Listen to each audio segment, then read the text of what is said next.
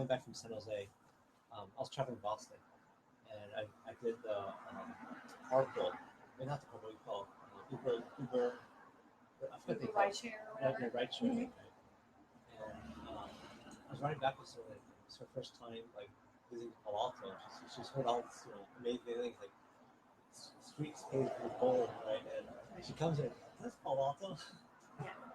So I understand what you're saying. Well, and it's we've lived here when you could park a car on El Camino and sell it, right? Yeah. And then city council stopped allowing that because of commerce or whatever. I forget what the rule was, which is fine. But then now the fact that these RVs park there long term, I mean, there's some that have grass growing around them. They've been parked there for so long. Yeah. There's an Airstream. I counted 56 in a 4-block radius. Yeah, They don't pay property taxes. Yeah. There was a sewage vehicle parked next to one, pumping out its toilet. I mean, it's just disgusting and not sanitary. Yeah. We walk. It's also illegal. You're not supposed to pump that into the storm drains, but yeah. Right. We walk along the Stanford campus frequently because we live right there. So we walk down to Town and Country or just do a run around the campus. Yeah. There's dirty clothes. There's bags of urine. Yeah. It's just awful. I mean, I live in College Terrace, which is my neighbors there were complaining about how they were dumping like jugs of urine in their trash can, or using their water, or like the other thing I've heard. By the way, this is a frequently. So we do these office hours based on demand, and so this is one of those few frequent topics. Yeah, I mean, you're probably the 20th or 30th person who's complained about this. I kid you not. Right? So, I mean, I just don't feel safe. Yeah, well, a lot of people tell me that too. Yeah, so I've heard about this a lot actually. It's actually a very common issue. So I don't understand why isn't parking? Why aren't limits enforced? There are limits actually. So you're not allowed to park a car anywhere in the city for more than 3 days. But those RVs right there? Yeah. They've been there for 2 months. Right. So again, why don't we give them tickets, or why aren't they towed? Yeah. So they're supposed to be. so there are actually rules. There's actually rules to actually have to actually cite them, right? Mm-hmm. But I think right now this is not necessarily happening. But there's someone that's his full-time job, right? I found him. It took me a long time because the city sent me to the state of California. I called Caltrans. I called the governor. I called everybody until I found out that actually the city of Palo Alto is responsible for enforcing the parking there, but the state of California owns the roads, fixing the roads. So again, back to my question, why aren't we enforcing the rules? I asked that question myself, to be honest. So I asked Chief Jonathan, our new police chief, about this. And but it's simply not enforced, and I'm about as befuddled as you, and so because I get this question all the time. Right? Wait, should I call the police chief? Is that who I should start call talking him. to? I will copy you and introduce you to him, and that'd be great. I think he's trying to make a difference, but obviously it's not happening, right? Because I think there's a couple of things. One thing is there's kind of, I think because it's kind of politically charged, right? And so they don't want to get into that. I'm kind of guessing why. I think they're also going to be short-staffed, perhaps, and there's bigger fish to fry. So I think a combination of those two things, perhaps. I don't really know, but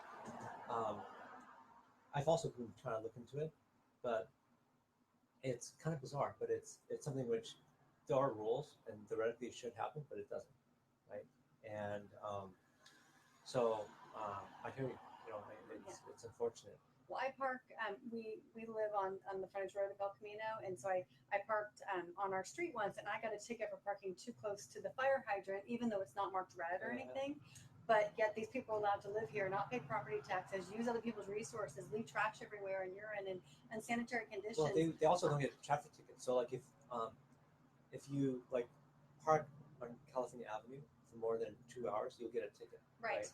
And but here, if you're an RV and you park here for 2 months, like right over there, they never get tickets. And it's from when Palo Alto starts all the way to Stanford Shopping Center. I mean, I literally counted hundreds. Well, other cities enforce their parking, but not here. Well, and city of Los Altos like takes people to the border and says go to Palo Alto and live there. I'm not sure they do that. Yeah. But they other cities do enforce their. They encourage people to go elsewhere. Well, I think they enforce the parking. So, but yeah, I've like in college trips, I've people report to me that I mean not just sanitary conditions, but also like people doing tricks in there or like people passing little bags of whatever, right? And like so it's not just a question of visual; it's also a question of in terms of safety. So. Well, and I think that it's it's like that line when you start crossing lines like that, then other things start happening, like drugs being Sure. dealt. I went for a run and I reported this to the police.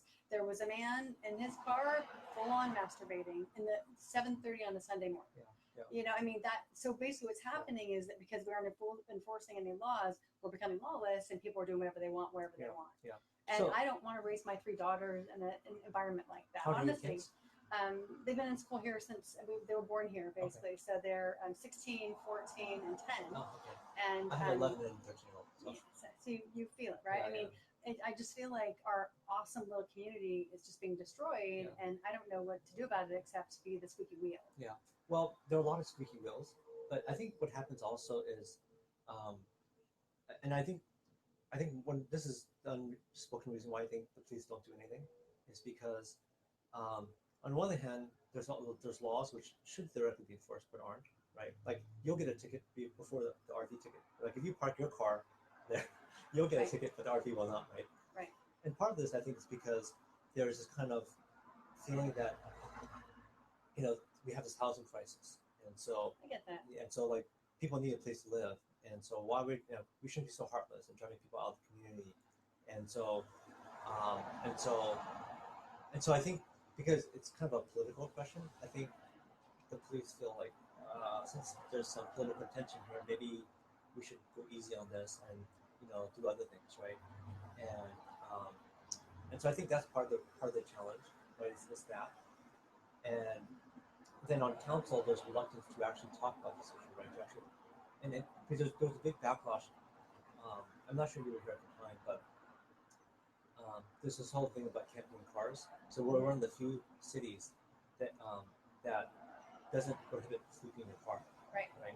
And yeah, I was here. I've been here for 17 years. Okay. Yeah. So you remember that. So that came up, and originally the council was going to align with all the other cities on that topic, but then because of political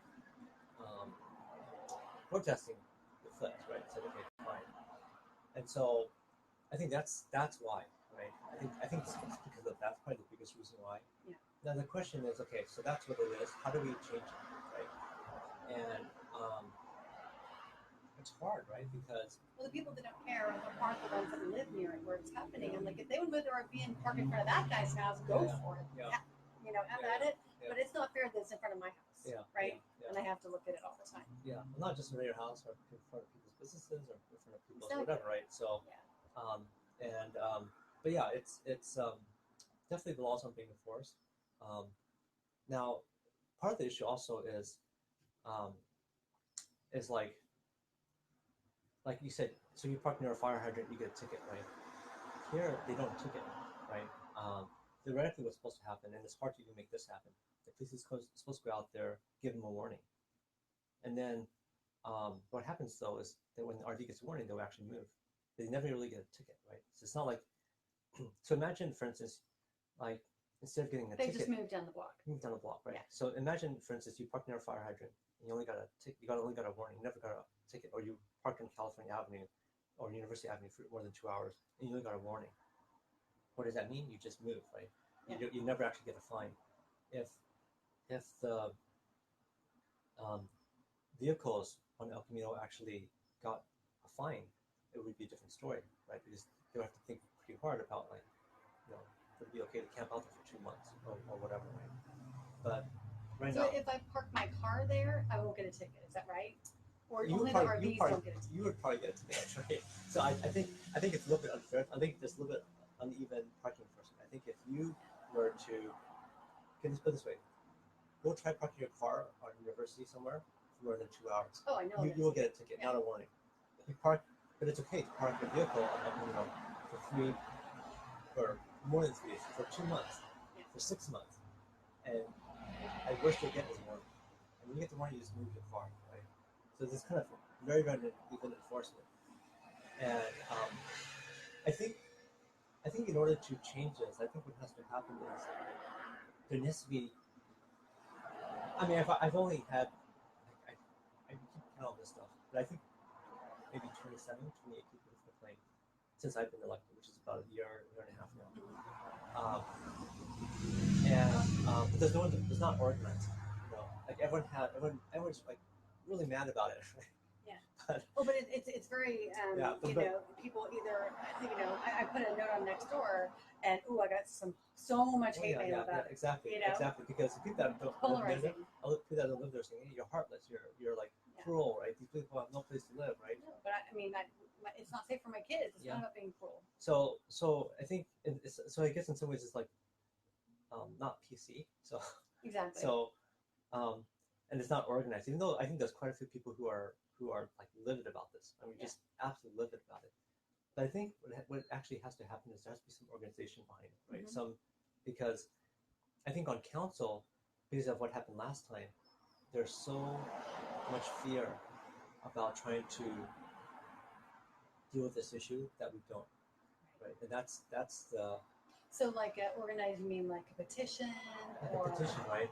Or like maybe what I'll do is I'll try to put you in touch with other people who've also come. I love that. Complain, I'm right? happy to organize it. I mean, because I think that's what has to happen, right? I feel passionate about this.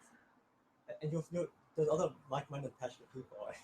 And the question is to get strong enough politically to. I mean, the first step would be just to enforce the law, right? Yeah. I mean, we have a law, but we don't. Crazy that we have to. We don't enforce it. We don't enforce it. Right? It's really hard. I'll put you in touch with the police chief as well. That'd be great. And I think he's new. He's relatively new. He's been here less than a year. And so I think he wants to try to make a difference. But I think because it's really contentious, he's kind of like cautious, right? But yeah, I think those are probably two concrete steps. The other thing would be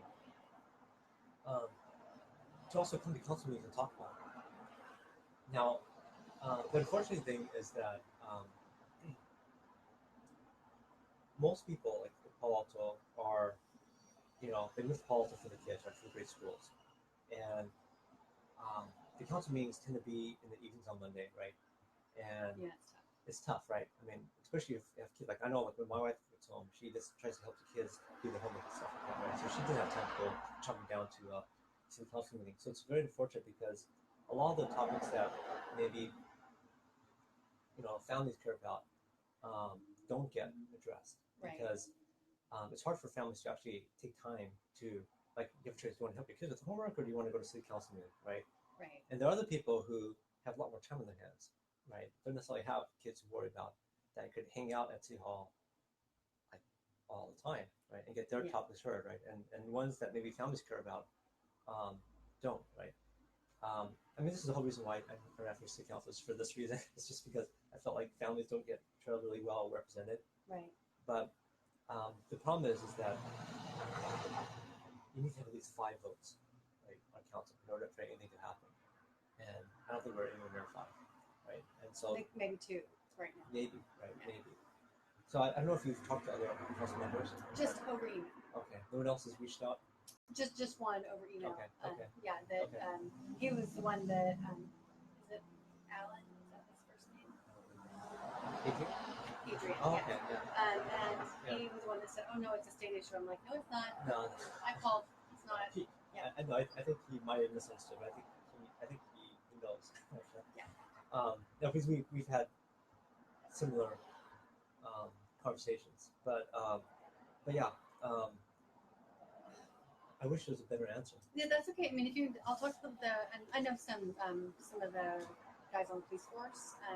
I'd love to talk to the police chief and connect with anyone else. I'll about this issue. Yeah. And some people on Nextdoor that commented, like I know that there is some support for it, And I'm not trying to be heartless, and I'm sure it would make me look like a horrible person to try to lead an effort like this. But Well, I think rather than leading an effort on like about that camping cars issue, I think if you just lead an effort on even enforcement, right? yes, Just enforce the laws we have. Why should El Camino you get a free pass and then Calab you're off by 1 hour and you get a ticket, right? Or 15 minutes. you park Yeah. 1 foot into the red lane and you get a ticket. Yet you could camp out for 2 months and be okay, right? So I think if you just push for even enforcement and not try to take on the bigger issue, probably achievable. Okay. So let me try Great to advice. do those things for you and Okay. try to help you on this. I appreciate it. Yeah, Well, of thank course. you for listening. I know it's you have a tough job. The people live here aren't easy. Thank you. I appreciate it. Yeah. Thank you. Bye bye. Take care.